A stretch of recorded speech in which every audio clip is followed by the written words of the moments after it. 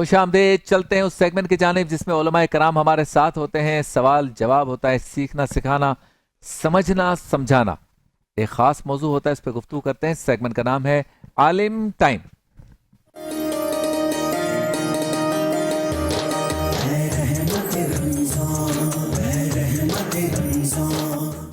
आलिम टाइम में आज बहुत ही अहम मौजू है। हम सारे इसमें गिरफ्तार हैं, माशरा इसमें मुस्तगरक हो चुका है। और आज का जो मौजू है वो है बदशगुनी या तवाहुम परस्ती। जो वहम होता है ना हमें बार बार कि ये तो नहीं हो गया, ये हो जाएगा तो ये हो जाएगा, ये करूंगा तो ये हो जाएगा। इन चीज़ों पे आज हम गुफ्तगू करेंगे। तीन मुअज़्ज़ज़ उलमाए कराम हमारे साथ हैं। खूबसूरत गुफ्तगू करने वाले डॉक्टर जवाद हाशमी साहब, अस्सलाम वालेकुम। वालेकुम सलाम। हमारे मोहतरम बहुत ही प्यारे मुफ्ती गुलाम दस्तगीर साहब, आपको भी अस्सलाम वालेकुम। और हम सबसे ये मोहब्बत करते हैं, हम इनसे मोहब्बत करते हैं, मुफ्ती मोहम्मद शाहिद नईमी साहब, आपको भी अस्सलाम। वालेकुम अस्सलाम। बहुत शुक्रिया, आप तीनों तशरीफ लाए। अच्छा मुफ्ती साहब, आपसे शुरू करते हैं। है कोई गुंजाइश इसकी दीन में कि इस दिन काम किया तो अच्छा होगा, ये नंबर आपके लिए अच्छा है, और इस वक्त काम करोगे तो अच्छा है, ये मनूस है, इस ये काम किया तो बिल्ली ने रास्ता काट लिया तो प्रॉब्लम हो जाएगा, ऐसा कुछ है दीन में? ऐसी खाली बातें हैं? अल्हम्दुलिल्लाहि रब्बिल आलमीन वस्सलातु वस्सलामु अला रसूलिहिल करीम बिस्मिल्लाहिर रहमानिर रहीम। इंतहाई नुक्ता आज आपने उठाया है माशाल्लाह, जिसमें हर एक गिरफ्तार है। हाँ, क्योंकि तवहुम परस्ती, बदशगुनी, नहूसत, मनहूस होना किसी दिन का, किसी काम का, किसी चीज़ का, ये सारी की सारी चीज़ें इसी में आती हैं। ज़माना जाहिलियत के अंदर तवहुम परस्ती जो है, इसका मतलब ये होता है खौफ, जिहालत और बेबुनियाद बातें, बेअक्ली बातें, जिसका कोई ना सिर ना पैर, यानी अपने आप से कुछ बातें ऐसी बना लेना, घड़ लेना, जिसका शरा के अंदर कोई कॉन्सेप्ट ही नहीं हो। तो ऐसी चीज़ों का इस्तेमाल करना या उनको यानी कि राइज करना इस्लाम के ख़िलाफ़ है। अब देखें, ये सारी की सारी चीज़ें ये खुराफात के अंदर आती हैं, जिसका दीन और शरीयत से किसी किस्म का दूर तक ताल्लुक़ नहीं है। ये सारी की सारी चीज़ें पाई जाती थी बहुत कसरत से ज़माना जाहिलियत में भी। जब रिसालत में आप सल्लल्लाहु अलैहि वसल्लम की बैसत होती है, तो हुज़ूर सैयद आलम सल्लल्लाहु अलैहि वसल्लम ने बहुत सी चीज़ों का कमा किया है और मना किया है कि जनाब ऐसी कोई चीज़ नहीं है जिसमें आप नहुसत कह रहे हो। हाँ, जब हम दरस निज़ामी के अंदर 5वें साल में किताब पढ़ाते हैं मुस्नद इमाम आज़म, उसके अंदर एक हदीस हमने रकम की है और पढ़ाते हैं, जिसके अंदर सरकार दो आलम सल्लल्लाहु अलैहि वसल्लम ने अल्लाह ने ऐलान फरमाया कि 4 चीज़ें हैं जिसके अंदर नहुसत या मनहूस उसको समझा जाता है। 4 चीज़ें हैं। हज़रत साद इब्न अबी वक़ास रज़ियल्लाहु ताला अन्हु इसके रावी हैं। हुज़ूर सैयद आलम सल्लल्लाहु अलैहि वसल्लम अरबाउ मिन अस्सादत, 4 चीज़ें सादतमंद हैं।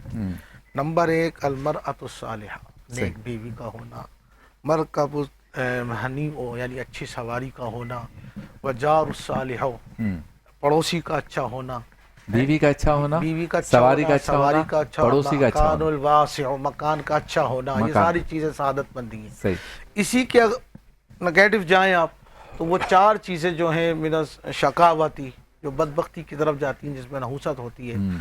कहा कि एक औरत है जिससे अगर खैर के मामलात ना मिले, हर वक्त सब्र और शुक्र के बजाय वो अल्लाह की नाशुक्री और लड़ाई झगड़ा, तो कहा कि इस बीवी के अंदर जो है खैर नहीं है। सही।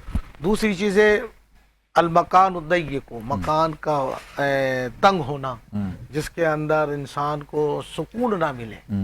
एक ऐसी यानी ज़मीन है, ज़मीन के अंदर फरमाया कि नहुसत होती है। तीसरी चीज़ है वलमरकबु सू, यानी बुरी सवारी, जो सवारी तुम्हें कारआमद ना हो। यानी ये घोड़े से पहले तो घोड़े चलते थे, अब तो बड़ी बड़ी एक से एक कारें हैं, बड़ी बड़ी चीज़ें हैं, तो वही उसकी तरफ मुराद है।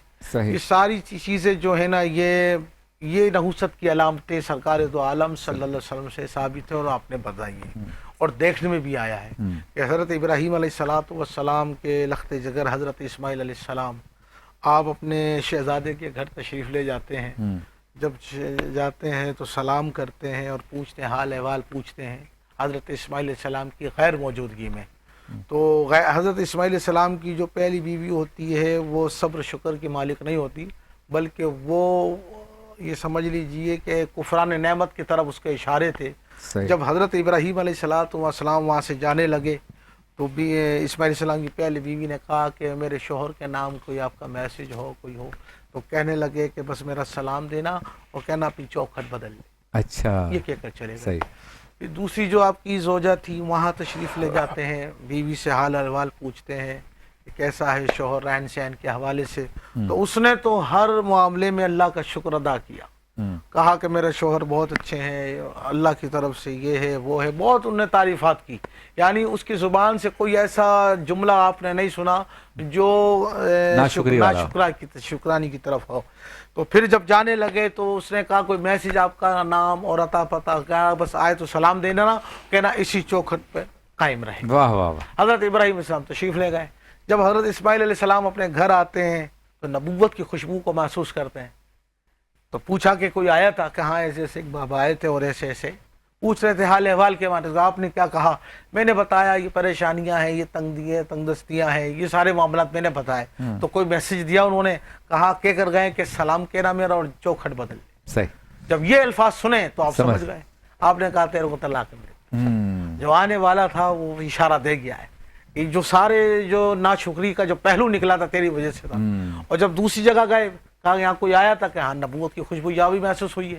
کہا ایسے ایسے ایک بابا آئے تھے اور فرما رہے تھے حال احوال کے معاملے میں. تو میں نے تو بہت ان کو صبر شکر کے ساتھ کہا کہ میں بہت خوش ہوں، بہت خوش ہوں، میرے شوہر بہت اعلیٰ ہیں، اللہ کی ہر نعمت ہے، ساری سلسلے. تو کچھ میسج چھوڑا انہوں نے، کہا ہاں وہ کہہ کے گئے کہ میرا سلام دینا، کہنا اسی چوکھٹ پر قائم رہے. واہ. اس سے پتہ چلتا ہے کہ عورت کا شکر گزار ہونا یہ بڑی نعمت ہے. اگر عورت کیونکہ گھر کی نگران ہوتی ہے، صحیح. اگر گھر کی عورت صبر شکر کی مالک ہے تو وہ گھر کے اندر چار چاند لگتے ہیں. اور دوسرا بات یہ ہے کہ بد شکونی اس چیز کے اندر نحوست ہے. سفر کے متعلق لوگ کہتے ہیں کہ سفر کے مہینے میں بلائیں اترتی ہیں. اب لوگ کیا کرتے ہیں کہ وہ چنے ابالتے ہیں اور چھتوں کے پیچھے اوپر پھینک دیتے ہیں. اب وہ بلائیں اتنی باولی ہیں کہ تمہارے چنے کھا کر وہ اڑ جائیں گی وہ. ہاں تو لہذا سرکار نے فرمایا لا سفرا، سفر میں کوئی مصیبت نہیں ہے، کوئی بلا نہیں ہے. اللہ کا ہر مہینہ رحمت والا ہے، اللہ کا ہر دن رحمت والا ہے، ہر لمحے اللہ کی رحمتیں ہیں.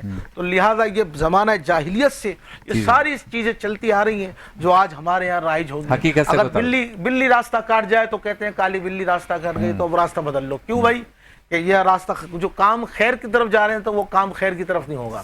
اسی طریقے سے کوے چیخ رہے ہیں، کوے گھروں میں، تو کہتے ہیں وہ کوئی آئے گا، مہمان آئے گا کوئی. پہلے تو کوا آ گیا، پہلے کوا آ گیا، اب وہ صبح سے شام تک چیختا رہا، وہ کہتے ہیں مہمان تو کوئی نہیں آیا. یہ ساری چیزیں خرافات کے اندر جاتی ہیں. ہمارا دین بڑا صاف ستھرا ہے، بڑا اعلیٰ ہے. ہم اگر اپنے اسلام کے دائرے کے اندر رہ کر ساری چیزوں کو دیکھیں گے تو یہ خرافات کا جنازہ ہی نکل سکتا ہے. اچھا ڈاکٹر صاحب، نجومی تو پہلے بھی ہوتے تھے، راہب ہوتے تھے، پیشن گویاں ہوتی تھیں، اور تاریخ میں آتا ہے صحابہ، اہل بیت، انبیاء کرام ان کے زمانے میں ہوتے تھے. آج بھی نجومی ہیں، لیکن آج وہ سٹی کورٹ کے باہر فٹ پاتھ پہ ککری کے ان کے باہر بیٹھے ہیں. فرق یہ ہے کہ وہ بیٹھے غلط جگہ پر ہے. پہلے نجومی بہت وی آئی پی ہوا کرتے تھے. بہرحال اس بحث کو ہم نہیں چھیڑتے. ہم یہ کہتے ہیں کیا نجومی یا جو ہاتھ دیکھنے والے ہیں، جو ستاروں کا علم بتاتے ہیں، ان کا تکا لگتا ہے یا واقعی یہ کوئی علم ہے؟ کیونکہ اکثر کے باتیں صحیح ہو جاتی ہیں. بسم اللہ الرحمن الرحیم. شبیر بھائی، اس کا جواب اگر وقت بچا تو بعد میں انشاءاللہ وہ کریں گے. آج جمعۃ الوداع ہے اور رمضان المبارک کا آخری جمعہ تقریباً جو ہے، اور پوری دنیا کے اندر جی، اور اگلا اگر جمعہ ہو تو آخری تاریخ کو آئے گا نا. تو اس لیے آج پوری دنیا کے اندر یوم القدس منایا جا رہا ہے. اسلامی انقلاب کی کامیابی کے بعد ایران کے اندر حضرت امام خمینی رحمۃ اللہ علیہ نے کامیابی کے پہلے سال ہی جمعۃ الوداع کو عالمی یوم القدس منانے کا جو ہے وہ اعلان کیا. اور ان کی آواز کے اوپر لبیک کہتے ہوئے پوری دنیا کے مسلمان ہر سال جو ہے وہ یوم القدس مناتے ہیں. اور یوم القدس کا جو مقصد ہے وہ یہی ہے کہ فلسطین کا جو مسئلہ ہے، مسجد اقصیٰ کا جو مسئلہ ہے، اس کو اجاگر کیا جائے. اب تک یہ تھا کہ طویل عرصے سے لوگ جو ہے وہ فلسطین کی مظلومیت کو پیچھے چھوڑ چکے تھے اور مسجد اقصیٰ کے معاملے کو تقریباً جو ہے انہوں نے پیچھے ہی دھکیل دیا تھا. لیکن یوم القدس کے عنوان سے اس دن کو اجاگر کرنے کے بعد پوری دنیا کے مسلمانوں نے اس کو دوبارہ زندہ کیا اور جگہ جگہ جو ہے فلسطین کے مظلوموں کے حق میں ریلیاں نکلنا شروع ہو گئیں اور ان کے حق میں آوازیں بلند ہونا شروع ہو گئیں. چونکہ آپ اگر دیکھیں نا تو اسرائیل وہ ناسور ہے اس خطے کے اندر کہ جس ناسور کے برے اثرات پوری امت مسلمہ کے اوپر جو ہے آج مرتب ہو رہے ہیں. آج آپ دیکھ رہے ہیں کہ جو جنگ ہے یہ اسی کا ایک تسلسل ہے کہ جو گریٹر اسرائیل کا جو خواب ان لوگوں نے ایک دیکھا ہوا ہے, اور امریکہ کو بھی اس وقت باقاعدہ اپنے چنگل کے اندر جکیڑ کر کیا ہے وہ باقاعدہ امریکہ اور اسرائیل مل کر اس وقت ایران کے خلاف جو جارحیت کا مظاہرہ کر رہے ہیں, اور آیت اللہ سید علی خامنائی بھی اسی راہ میں جو ہے وہ شہید ہو گئے. تو اس حوالے سے تمام امت مسلمہ کے فرائض میں یہ شامل ہے کہ باقاعدہ فلسطین کے مظلوموں کے حق میں آواز بلند کریں. 2 سال سے زیادہ عرصے تک وہ غزہ کے اوپر جو مظالم ڈھاتے رہے, جن میں 80,000 سے زیادہ انسان بیچارے جو وہ شہید ہو گئے, قتل ہو گئے, جن میں باقاعدہ عالمی میڈیا کی رپورٹ کے مطابق زیادہ تر تعداد جو ہے وہ بچوں کی ہے, ٹھیک ہے, عام طور پر خواتین کی بھی ہے. دنیا کے یہ جو ظاہری طور پر مغربی جو طاقتیں ہیں وہ سال میں ایک دن خواتین کے حقوق کے نام سے, بچوں کے حقوق کے نام سے منعقد کرتے ہیں. پہلے بھی ایک پروگرام میں آپ نے اشارہ فرمایا تھا نا. تو لیکن یہاں پر کیا یہ فلسطین کے اندر بیچارے جو ذبح ہو رہے ہیں, جو بیچارے مارے جا رہے ہیں, جن کے اوپر بم برسایا جا رہا تھا, کیا وہ بچے نہیں ہیں, کیا وہ انسان نہیں ہیں, کیا وہ خواتین نہیں ہیں؟ اور اسی طرح آپ نے ابھی ایران کے اندر دیکھا میناب کے اندر اسکول کے اوپر 170 چھوٹی بچیوں کو, پرائمری کی بچیاں تھیں, چھوٹی بچیوں کو جو ہے باقاعدہ انہوں نے شہید کیا. اور اس بربریت کے باوجود باقاعدہ وہ کیا ہے پوری ڈٹائی کے ساتھ امریکہ کا جو صدر ہے وہ یہ کہتا ہے یہ انہوں نے خود کیا ہے. جب باقاعدہ میڈیا کے لوگوں نے یہ کہا, صحافی ان سے پوچھ رہے ہیں کہ جو ہتھیار وہاں پر استعمال کیا گیا ہے وہ امریکہ کے سوا کسی کے پاس نہیں ہے. تو اس حد تک ڈٹائی, اس حد تک ظلم و بربریت جو ہے پوری دنیا کے اندر ہو کر. دیکھیں مولا کائنات کا ایک فرمان ہے نا کہ کونا للظالم خصما وللمظلوم اونا. حضرت امام حسن علیہ السلام اور امام حسین علیہ السلام کو وصیت کرتے ہوئے, جب 19 رمضان المبارک کو آپ کے اوپر ضربت لگی تھی نا, تو اس کے بعد جو آپ نے وصیت فرمائی ہے ان میں یہ جملہ موجود ہے کہ اے میرے فرزندو, ظالم کے مخالف اور مظلوم کے ہمدرد بن کے رہنا. تو یہ اسلام کی تعلیمات میں یہ شامل ہے کہ جہاں کہیں پر بھی اگر ظلم ہوتا ہے تو ظلم کے خلاف آواز اٹھانا یہ اسلام کی تعلیمات کا حصہ ہے, مظلوم کا ہمدرد بننا اور ظالم کے مقابلے میں کھڑے ہونا. آج اگر مسلمان یکجا ہوتے, امت مسلمہ اگر یکجا ہوتی, تو ظالم اسرائیل اور امریکہ کی یہ جرأت ہوتی کہ وہ مسلمانوں کے اوپر اس طرح حملہ کر لیتے. لیکن ہم لوگ چونکہ انتشار کا شکار ہیں, امت مسلمہ کم از کم مسئلے فلسطین کے معاملے میں اگر یکجا ہو جائے اور اگر ایک آواز اگر وہ بلند کر لیتے. امام خمینی کا ایک فرمان یہاں پر یہ بھی ہے, انہوں نے یہ فرمایا تھا کہ اگر پوری دنیا کے مسلمان ایک بالٹی بھی اگر اسرائیل کے اوپر اگر ڈال دے تو اسرائیل جو ہے وہ تباہ ہو جائے, سیلاب آ جائے. مطلب یہ ہے کہ سارے مسلمان اگر یکجا ہو جائے, متحد ہو جائے, متفقہ طور پر اگر یہ موقف اختیار کر دے,